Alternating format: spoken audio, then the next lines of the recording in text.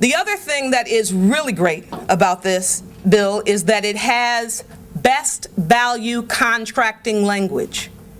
The only way we can truly make Detroit a better place is to get our local contractors into the mix, get them into the bidding process, and create the kind of jobs that will allow us to rebuild the city.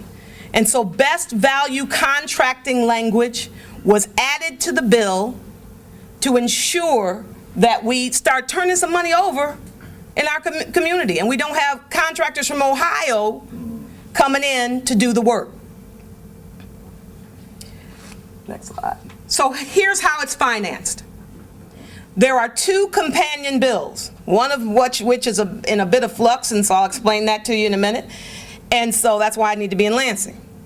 First, we have, I think around 1990, started collecting from our residents in our city a utility tax fee that would go toward policing and public safety.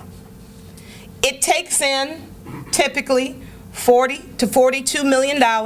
It is a very stable source of funds, which bond folks like to see. You may have a lot more money in a different account, but if it's not stable, they don't care to interact with it. So bond counsel, who was also involved in looking at this, indicated that we needed to find a stable source of income. It is our utility tax. We're going to borrow $12.5 million from that income, that utility tax every year for 20 years. And in turn, they're going to give us 160 up front, 160 million, so we can fix our lights. That utility fee, though, goes to policing. And we don't want to take 12.5 from the police, because we need them too. We need lights and police.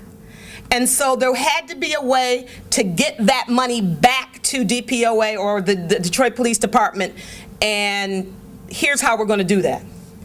The city of Detroit also collects, from many of us who work in the city, income tax.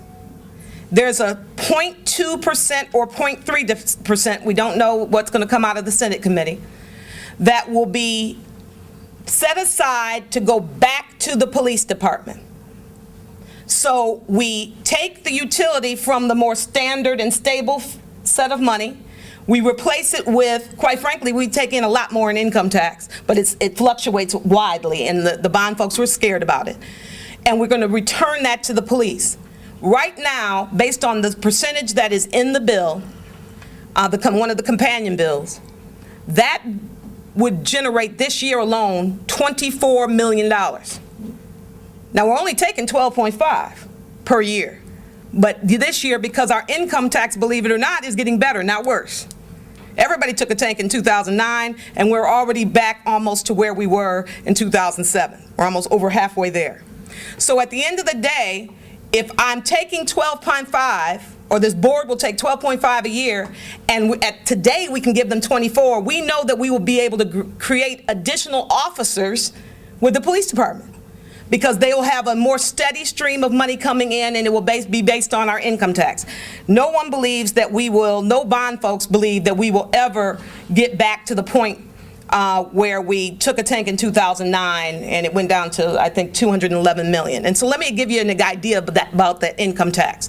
In 2007, we took in $278 million into our income tax from all of us who work in the city. In 2009, everybody bled across the state. We lost all those jobs. It happened pretty quickly. The 2009, we dipped from 278 million down to 211 million. We're already back at 225 or 229, and it's just 2.5, 3 years later. So we know that the city will continue to get better. And so one bill will take the money out of utility tax. Another bill will replace it from our already collected income tax. And it's important to note that it's already collected, because then you don't have to pay an additional dime in order to get this done. That income tax bill, we have switched around who might be introducing that bill, but ultimately what it will do is several things. It will cap our rollback. Right now, we continue to roll back our income tax each year. We will cap that. And so we won't roll it back anymore for the next few years in order to get us the money we need in order to repay the bonds. And then we'll take that 0.3 and add that to the mix. So we're going to cap our income tax rollback. We're going to set aside a certain percentage of the income tax to dedicate to the police, and that should get us the money we need to repay the bonds. Not should, it will. In fact, over the amount of money necessary to retain the bonds or get the bonds paid off. What this bill is not. It is not privatization because the city retains ownership of the poles and the lights. It is not a financial handout from the state or the suburbs. Some of my colleagues who voted on this bill last week said, well, I'm tired of giving Detroit a handout. Last I checked, you didn't have income tax coming from the city of Detroit, therefore you have nothing to do with this. This, for us, is a Detroit issue, and for the other cities that will take advantage of this bill, it's their issue. So it is not a financial handout. Now, for the record, the state owes us a lot of money. Yeah. $220 million, and I'm one of the Detroiters who has stood on the floor of the State House, demanded that money, and asked for a record roll call vote, and that's when half the Democratic caucus got mad at me.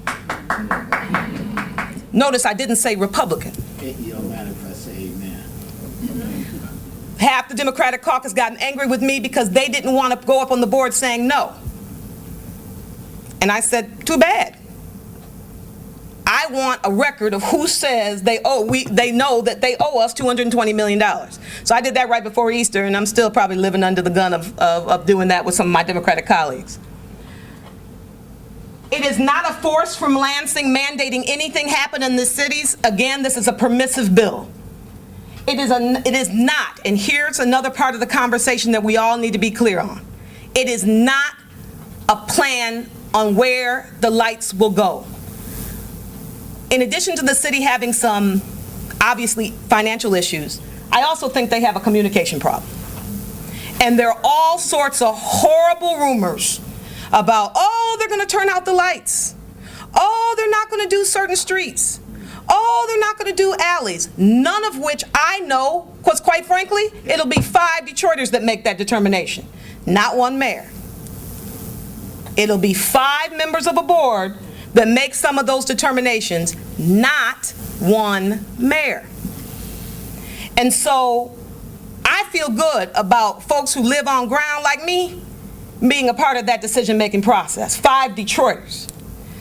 I also feel good about the fact that people who live on ground and drive through neighborhoods like you, all of us who are living in the city do, will understand where lights are necessary and where they may not be.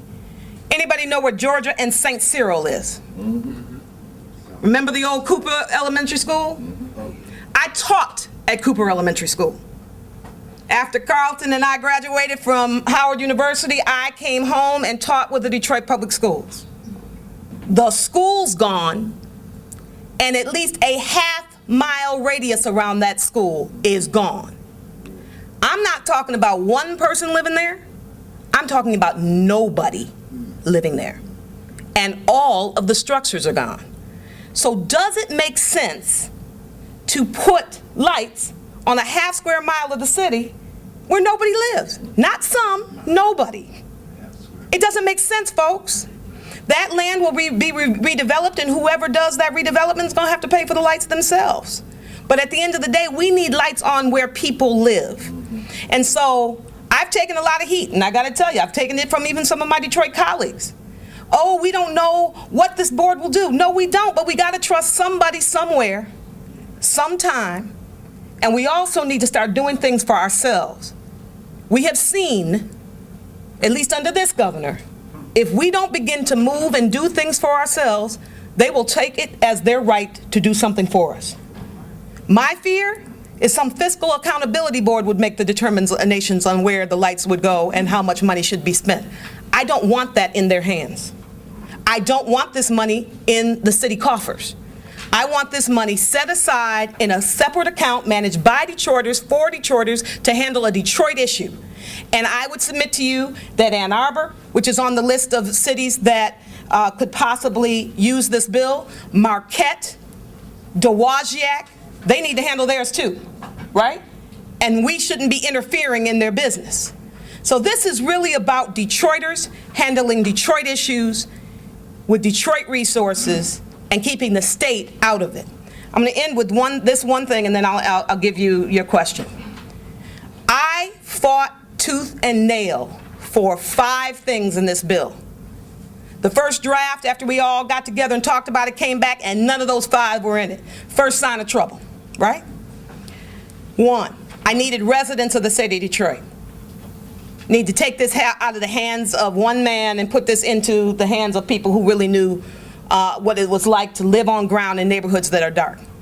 2, I wanted to make sure that our best value contracting language got in there so that we could get some folks, some jobs turning over in our own community. 3, I wanted to ensure that we had professionals who knew about the various aspects of this thing to actually be on the board.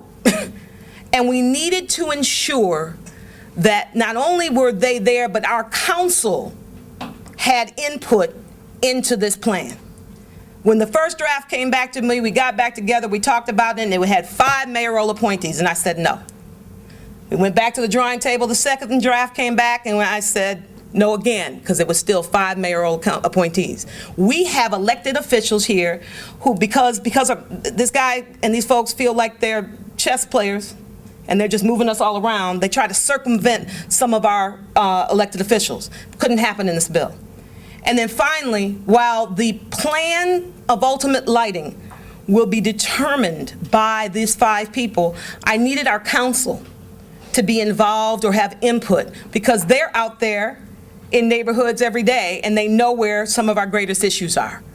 And so in the plan, there's a lot of back and forth in terms of who gets the plan done and who doesn't.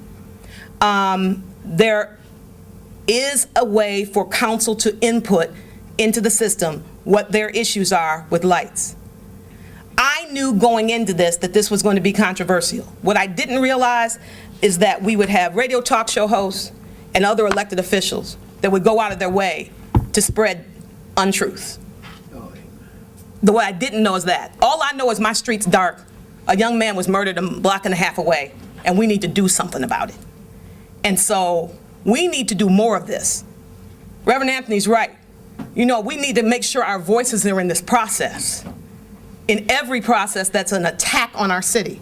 But unless we begin to stand up and do something about it ourselves, they will do it for us.